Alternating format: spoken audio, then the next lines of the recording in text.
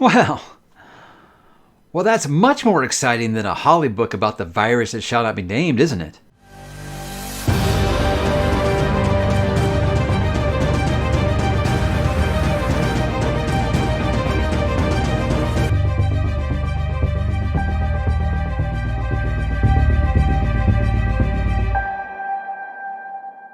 Hey, what's up, bookworms and constant readers? Mike back today to talk a little more Stephen King. Side King, as we're going to be talking about this newly announced book that he's got coming out this fall called Fairy Tale. This is very, very exciting, guys, because it was so unexpected. Now I want to let you know up front, this isn't going to be like a cover breakdown or we talking about like what happens in like this, if you zoom into like 1/128th, this corner pixel, what it means, something like that. No, that's not what I'm doing at all. This is just a little bit of like instant reaction, a little bit of speculation on what this book could be about, because it's very, very exciting because, guys, I was not expecting this at all. You know, he had kind of teased that he was going to be writing a book about Holly. That's from Mr. Mercedes and The Outsider and If It Bleeds, a character that has been recurring in his series for a while now.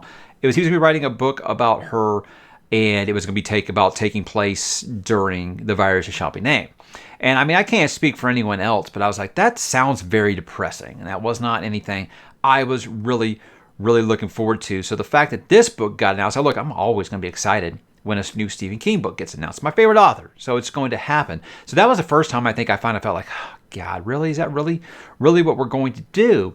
But with this, guys, look, this is different. This is different because, look, after The Dark Tower, I didn't think Stephen King would be touching fantasy ever again. I thought that was pretty much it. You know, he did do The Wind Through the Keyhole, which is still Dark Tower, so it kind of counts, but it's full on first fantasy book since, again, if you're not counting Wind Through the Keyhole is a novella. I don't know, novel here. I consider it a novella. Anyhow, I had a lot of people arguing about this when I said it was his first fantasy book since 2004. Here's the deal. Dark Tower is kind of that thing where it has like 1 foot kind of in the fantasy genre and then 1 foot in numerous other ones. I don't think he's done a full fantasy book proper, like all the way, like unapologetically fantasy, since Eyes of the Dragon in, what is that, 86? So it's been a long time since he's visited this genre. So to tell me that we're going to be getting a book about Holly set during the virus, no thanks, because this, guys, we're going to be getting a parallel world, we're going to be getting a coming of age story, we're going to be getting animal companions, and it's going to be fantasy written by my favorite author of all time. Hell yes, this is the most exciting news I could have possibly gotten. So look, I don't pretend that Holly book isn't still going to happen, and if it will, I'll read it because, guys, I read Stephen King. So I'm pretty sure that might just kind of be, on the back burner, and he wanted to go ahead and move this one up. And I think even King realized that it kind of would have been a downer, because we've all been kind of depressed for the last couple years over this, right? So why write a book set in that? Why not use a little escapism, right? And I think that's what King was kind of going for, because there is an exact quote here that he did put out in regards to how he decided to write this. He said, early in the pandemic, King asked himself, what could you write that would make you happy? As if my imagination had been waiting for the question to be asked, I saw a vast deserted city, deserted but alive. I saw the empty streets, the haunted buildings, a gargoyle head lying overturned in the street. I saw smashed statues of what I didn't know, but I eventually found out. I saw a huge, sprawling palace with glass towers, so high their tips pierced the clouds. I saw a magical sundial that could turn back time. Those images released the story I wanted to tell. Guys, that sounds absolutely awesome, right? And this is before we even get into the synopsis of what this book is. So again, guys, you got my favorite author. He's going to be returning to the fantasy genre, my favorite genre. Yeah, sure, I'm very excited about what's going to happen here. But again, like I said, instead of something that had us depressed, he's going to do this fantasy book. And again, anytime there's coming of age in fantasy, it's awesome. Anytime you have Stephen King dealing with parallel dimensions, it's really awesome. And I'm a sucker for animal companions. Who isn't? But I'm excited because I think Tower and Talisman, they both kind of straddled that genre, like I said, of two different things. This sounds like it has an opportunity. It could go the either way, because we do talk about a parallel dimension, and I think what really makes it seem like it's not going to be like that is that it does mention like princes and princesses, things like that. But if we aren't hopping back and forth between our world and this fantasy world, then I think it can be full on unapologetically fantasy, almost like a kid in King Arthur's court kind of thing. If you're going to have this kid from our time going to this medieval land, I think that could be a lot of fun. Now, look, I'm not sure what this is going to be. If it's going to be kind of like Talisman or Dark Tower, or if we're going to be full on like Eyes of Dragon. Time will tell. But look, a 600+ page fantasy epic from Stephen King. Yes, I'm going to say yes to that every single time. So let's kind of talk about, in case you missed it, guys, let's talk about what this book is supposed to be about. Okay, now Charlie Reed looks like a regular high school kid, great at baseball and football, and he's a decent student, but he carries a heavy load. His mom was killed in a hit-and-run accident when he was 10, and grief drove his dad to drink. Charlie learned how to take care of himself and his dad. Then when Charlie is 17, he meets Howard Bowditch, a recluse with a big dog and a big house at the top of a big hill. In the backyard is a locked shed from which strange sounds emerge, as if some creature is trying to escape. When Mr. Bowditch dies, he leaves Charlie the house, a massive amount of gold, a cassette tape telling a story that is impossible to believe, and a responsibility far too massive for a boy to shoulder. Because within this shed is a portal to another world, one whose denizens are in peril, and whose monstrous leaders may destroy their own world and ours. In this parallel universe where two moons race across the sky, and the grand towers of a sprawling palace pierce the clouds, there are exiled princesses and princes who suffer horrific punishments.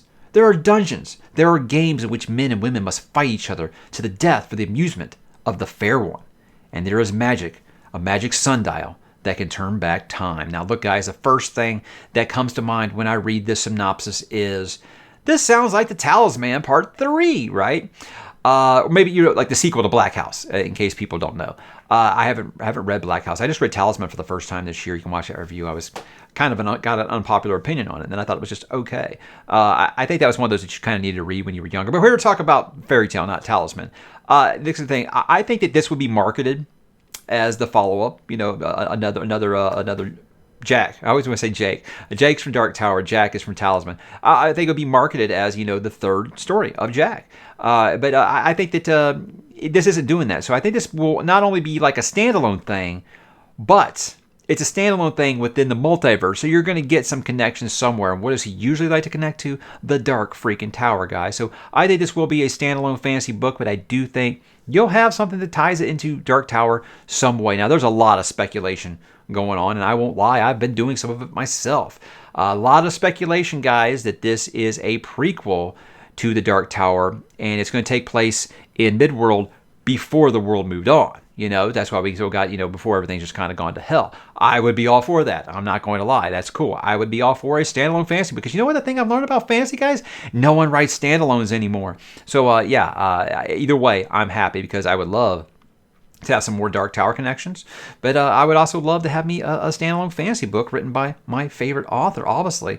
Like I said, this is going to connect to the multiverse without a doubt. Now, if you really want to start getting all conspiracy theory and stuff like that about how this could connect to other works, this might just be me, guys. This might be just be wanting to see what I want to see. But if you look at the cover of the book, where Charlie has got the lantern going down that little spiral staircase, is that you do see, if you look closely, next to a picture of the mark of the Crimson King, they look awfully similar. So if we're going to a time where the Crimson King still rules, Crimson King still rules in a place of power, that would be something I would be there for. But again, like I said, I'm fine if this isn't either, but it's hard not to get excited about these kinds of things. And I said I wasn't going to compare this cover to all that stuff, but you know what? It's hard not to kind of go down that rabbit hole, because we're so excited, constant readers are, that King is going to be writing fantasy again. Now, I did actually kind of see something that Jaime Fuego said over on Horror Show. That's my King homie right there. Is he said that he's had a lot of people say that, they don't think that King should write fantasy, because, you know, they should leave it to Robert Jordan and people like that know what they're doing. Well, first of all, Robert Jordan's not with us anymore, but I get the point. I get the point of what they're trying to say. And I disagree. That's selling someone to stay in their lane.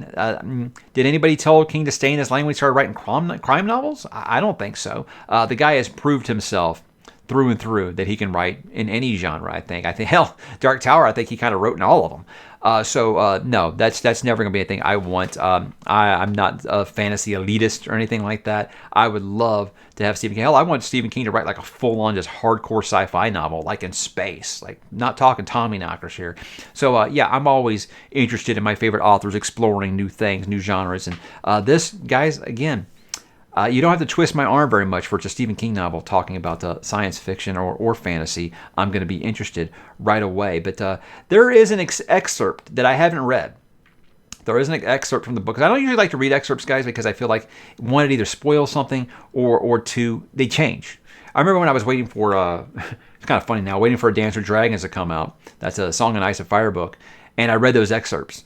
And then they changed, before the book came out. So that reason, and also because, like I said, I feel like sometimes they can kind of spoil something, or who wants to like watch like a minute and a half clip. I'll watch a trailer, but I don't want to watch like a random 2-minute clip of the movie before I see it. I feel like they can spoil something really, really fun that you get to experience for the first time. So I haven't read it, but there are people saying that if you read that excerpt in Entertainment Weekly, it does kind of confirm some of these speculative ideas that are floating around the message boards and the Reddits and stuff between constant readers. So who knows? Who knows? But like I said, I'm fine with it not being tied to the Talisman because I'm not the biggest Talisman fan.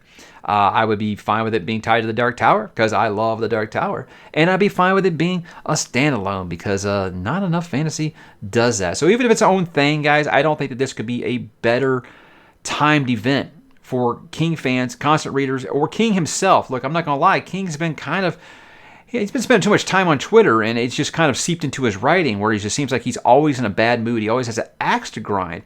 I would love for King to get back to some real, true escapism. That's what I loved about Later, because Later kind of didn't talk about anything going on in modern day, really. Not much. It really did focus on telling an awesome story in a time period where I didn't care about any of this stuff. It was just a coming-of-age story with some ghosts in it. That's what I love to see King do. So Coming of Age by Stephen King is always going to be a home run for me.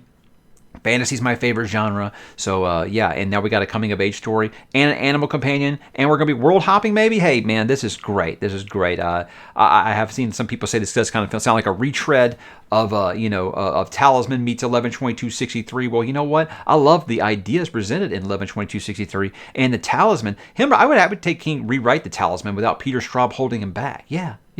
I think Peter Straub holds him back. So that's a complete hot take, and you know what? I own it. So yeah, this could not be better timed, guys. I mean, what we've been living through the last couple of years, could it have better timing than this? I think everyone can use a little escapism right now. And King himself probably needs this. So I'm glad that this came out of nowhere. And I don't know if this is one of those one that he kind of puts in a drawer and forgets about for a while, or if this was just something he just said, you know what? I mean, that's what his story, his quote says, where he came up with the idea of this. I don't know if he's like writing this right now or if this has been complete for a while. I don't care. It's Stephen King writing fantasy, guys, so I'm always going to be there. So as you can tell, I'm very excited. I don't have a lot to say about this, except that I'm just super excited. If it's connected to the Dark Tower, awesome. If not, no big deal. It's Stephen King writing fantasy. I know I've said that like 1,200 times. This is what I do when I'm really, really excited about something. So this wasn't a video I planned to put together or nothing like that. I just wanted to talk about it because I was so excited when I woke up the other day and I saw this story. And at first, none of the big outlets had picked it up. I think it was like Sci-Fi Wire blog or something like that. It was just some fan site had this news first. And it was like, am I getting excited for nothing? Is this like a hoax?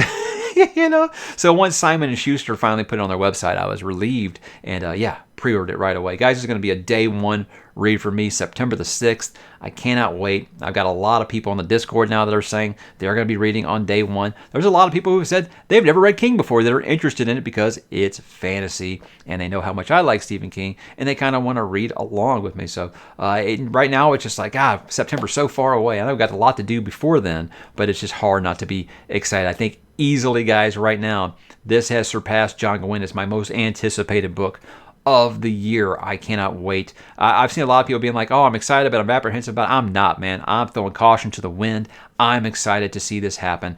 I think he's got one more just amazing book in him, and I hope that this is it, guys. I think it has a good chance to be, but I also might just being overly optimistic just because it's such wonderful news in a time where I felt like we really, really needed it. So guys, are you excited about it? Are you going to read with me? Do you have any interest in, there's a lot of people reading Dark Tower on my Discord right now, so I think that maybe they will decide after they read that if they're interested in King doing fantasy or not, but I hope this is full on dragons and gargoyles and knights and ladies and things like that. Just go all in on it, even if you're giving us that fish out of water kind of story. with this kid protagonist here. I'm excited to see what happens. So guys, are you excited? Drop in the comments and let me know, and I will talk to you there.